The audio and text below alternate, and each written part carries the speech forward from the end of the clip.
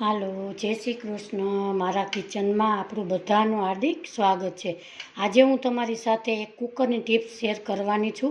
એ તમને પણ ટિપ્સ ગમશે. આજની ટિપ્સ મારી તમને ગમે તો લાઇક, શેર ને સબસ્ક્રાઈબ કરવાનું ભૂલશો નહીં.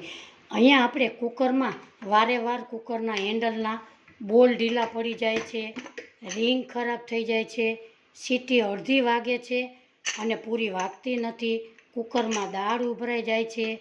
એ બધી ટિપ્સ આજે આપણે અહીંયા કરીશું.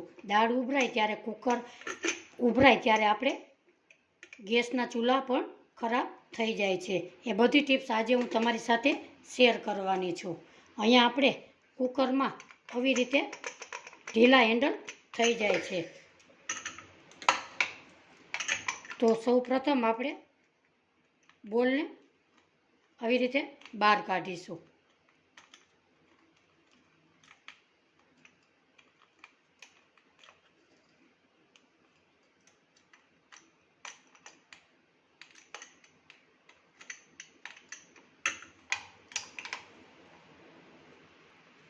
અહીંયા આપણે કુકરનો બોલ નીકળી ગયો છે.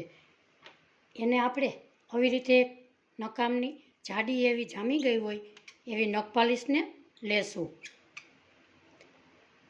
અને આપણે આવી રીતે બોરને રંગીલ દેશું.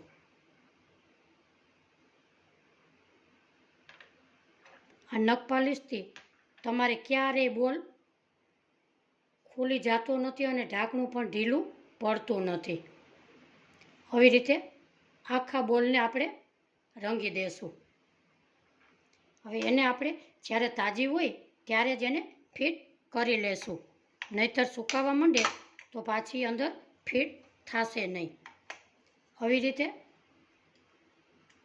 બોલને ફિટ આપણે કરી લઈશું અને ડિસમિસની મદદથી અને આપણે એને પેક કરી લેશું.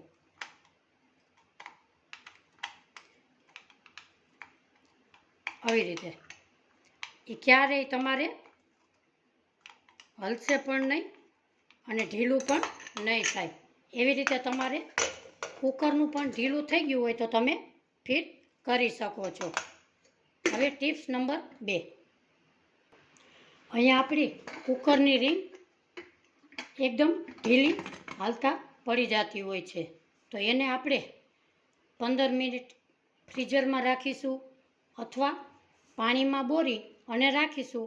એટલે ઢીલી પડી ગઈ હોય એ પાછી સીટી વાગવા લાગે છે અને પછી ફિટ આપણે પાછી કરી દઈએ છીએ. Tips number 3.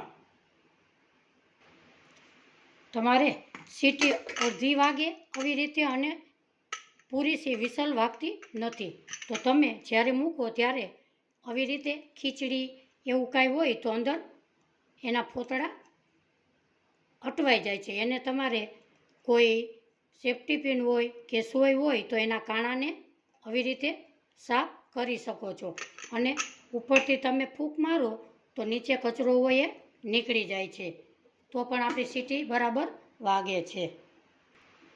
હવે આપણે દાળ જ્યારે મૂકતા હોય ત્યારે દાળ ઉભરાય છે અને ગેસ ખરાબ થઈ જાય છે, તો તમારે અહીંયા આપણે બોલની જગ્યાએ જરાક તેલ લગાડી દેવાનું અને રીંગે પણ જરા અડાડી દેવાનું. એટલે તમારો ગેસ પણ નહીં બગડે અને કુકરમાં દાળ પણ નહીં ઉભરાય.